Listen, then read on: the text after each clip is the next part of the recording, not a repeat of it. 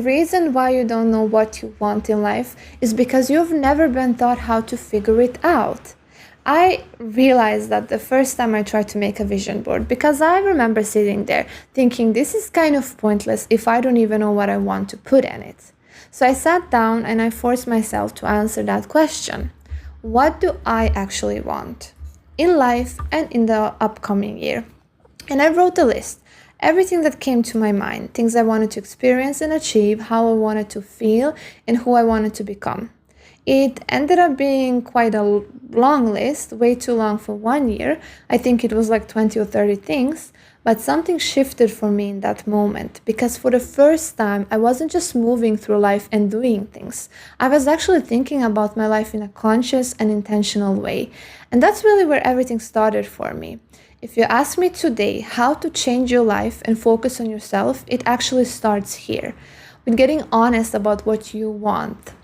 But what I didn't fully understand back then is that knowing what you want is only one part of it, because at some point you also have to face who you need to be.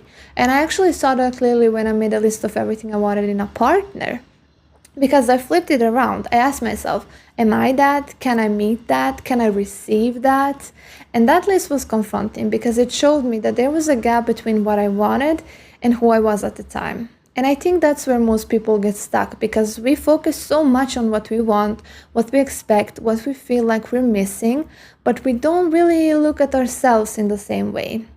And when I look back at my own journey now and try to simplify it, changing your life and focusing on yourself really comes down to a few things.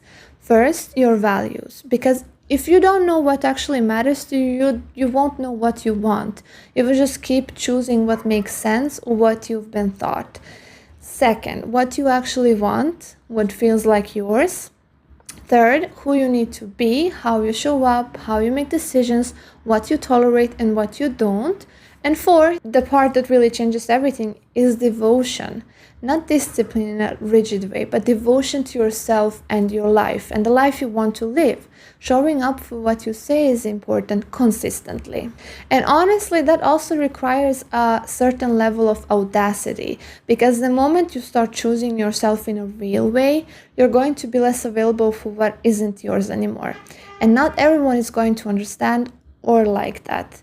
But remember this, at some point you will realize you're not trying to figure your life out anymore.